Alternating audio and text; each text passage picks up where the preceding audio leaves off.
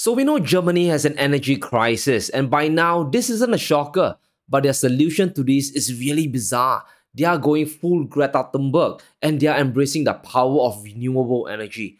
Guys, I love solar power. I love the idea of the world absorbing sunlight like Superman, but there is a limit to this fantasy. In a report, the German economic minister Robert Habeck is warning of 5 tough years. Apparently, the country could be moving towards a green industrial transition that will inflict half a decade of economic pain on Germany. So Germany is going to push big into solar and wind power, and as we speak, around 46% of Germany's energy mix comes from renewables, and they have a 2030 goal of reaching 80% of their power generation through renewable energy. And obviously, the sanctions on Russian energy have accelerated this push, but this could have big financial consequences down the road. According to Habeck, this transition will put a burden on the German people, and to fund the move, they have to inject fresh subsidies to lower the cost of electricity. Basically, he wants to borrow money to ensure Germany doesn't fully deindustrialize, and I get the idea. The goal is noble, and Germany should do everything it can to protect its industries and manufacturing base. But here's the big problem. Because they are cut away from cheap Russian gas, the only option left is to subsidize their energy costs by borrowing money. However, take a look at the bond yields of the German 10-year bond. We aren't in negative yields anymore. Before 2022, German bond yields were actually below zero, which was awesome for the German government. But now the situation is different.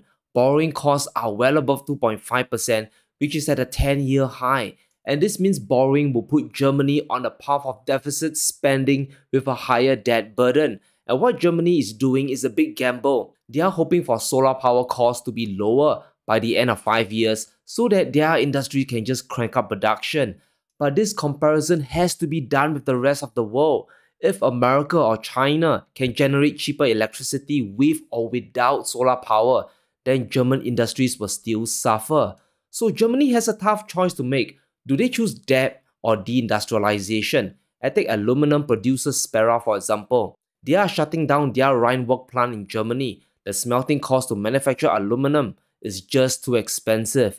And you can tell how crazy things are when the selling price of aluminum can hardly cover the cost of power for smelters. And this puts a squeeze on margins and is making it unprofitable. They might as well just work for free. And this is only one small example, and this energy crisis is affecting every facet of German manufacturing. And this means more job losses, and consumer spending is going to contract internally as well. Now, if we look at Germany's manufacturing numbers for July, as the headline reads, it's looking really ugly. The manufacturing PMI has crashed down to 38.8 from 40.6 in June. That's a big drop. But if we look at the trend, we can see a really disturbing picture forming. Germany's manufacturing PMI has been contracting fast since 2022, and this shows an industry that is in deep contraction, and we are reaching the 2020 and 08 levels. PMI is an important leading indicator that tells us if an economy is growing or shrinking, and anytime it drops below 50, it's a warning sign, and in Germany's case, it is at 38.8. In fact, the chief economist of Hamburg Bank is saying the risk for the German economy as a whole running into trouble in 2023 has clearly increased. So the recession is about to get worse. And it clearly seems that Germany has to borrow more money to subsidize energy costs while they pray for the green revolution to work. But it's not going to be easy. You see, unlike the United States, Germany has always been prudent spenders. They have a debt break rule that restricts their federal government deficit to only 0.35% of their GDP, except in times of emergencies. So they can't really borrow like drunken sailors. But here's the big dilemma that isn't clear. Should Germany take the gamble and borrow money to save their industries, or be fiscally prudent and they pray that their manufacturing can survive for another 5 years?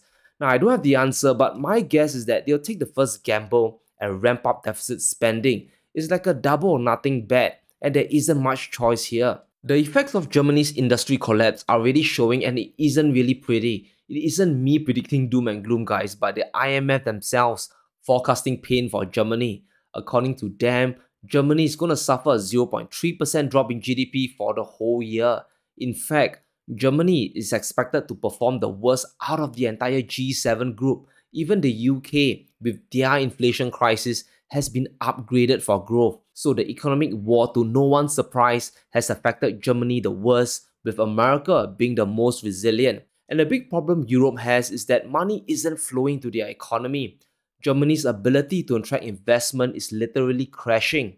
In 2022, over 130 billion euros of foreign direct investments, FDIs, flowed out of the country and only 10.5 billion came in.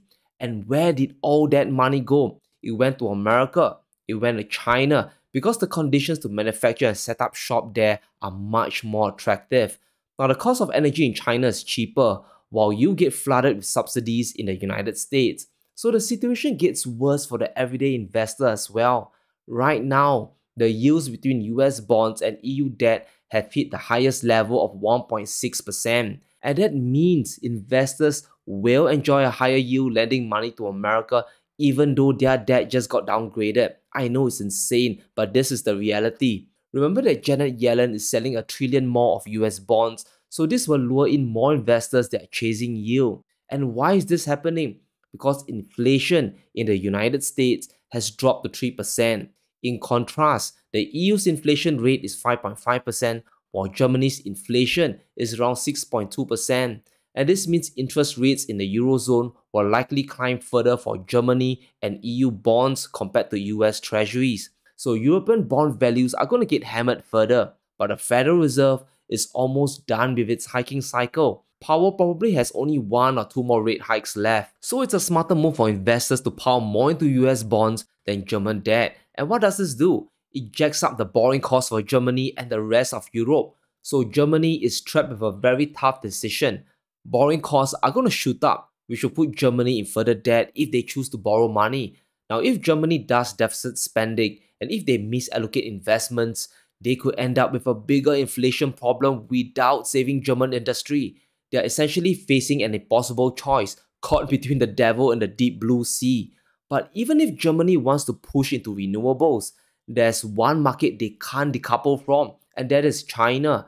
Just last year, China was the biggest supplier of solar panels to Germany, exporting over 3 billion euros worth. It accounted for 87% of solar panel imports, which just shows you the level of dependence the Germans have. And that's why we said time and time again, decoupling is impossible. Even when Europe wants to go green, they still need the help of China to do it. Now, if you look at China's share of production across the entire solar supply chain, it is a big reality check. Whether it is PV cells, modules, or silicon wafers, China is the world's biggest producer. Their production dwarfs Europe, it dwarfs America, and the rest of the world combined. So it's not an accident when we call China the world's factory. They have the technology, the economies of scale, and most importantly, cheap energy. Now, there's a lot of talk about China losing significance for German exports, and we can see that Germany has been exporting less and less to China, dropping from 7.5% in 2021 to 6.8% last year. And comparing the different markets, the majority of German exports head to the United States, France, and the Netherlands. China comes in at only number 4. But that is only one side of the story, one side of the coin. Germany relies on China for a lot of inputs like rare earths. If you cut away from China, your cost of manufacturing will shoot up. Now, if Germany wants to transition away from fossil fuels to solar and wind power, they can't decouple as well. Nearly all of Germany's rare earths imports comes from China, a crazy 95%. In order to build your solar panels, to build your wind turbines, you still need these elements. And this is a reason why the trade deficit between China and Germany is growing. Since 2010, Germany has been importing far more than they export to China, and there's a reason for this. China is starting to manufacture their own products, reducing imports from Europe. If you can make the same quality of product back home at a cheaper price, there isn't really much need to import from Germany. Essentially, Germany is stuck. They've come up with this China de-risking policy, but can they really act on it?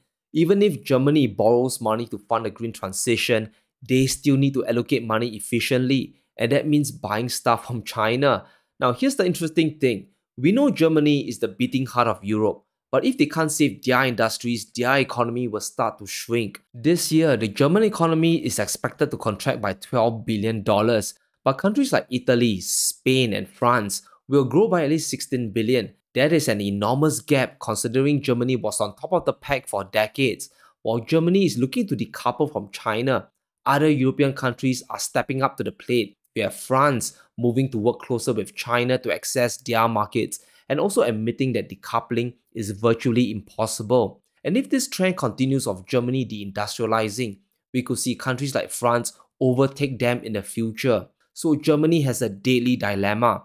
For years, they have been resisting borrowing money to compete with the world, but there simply isn't much choice left. The longer the war drags out, the further Germany is cut away from Russian energy, and the only choice left is to gamble on renewables. But let me know what you think in the comments below. Will Germany make the energy transition, or are their industries doomed? Let me know in the comments below. Stay safe, be sure to smash the like button and subscribe as we navigate through these crazy times.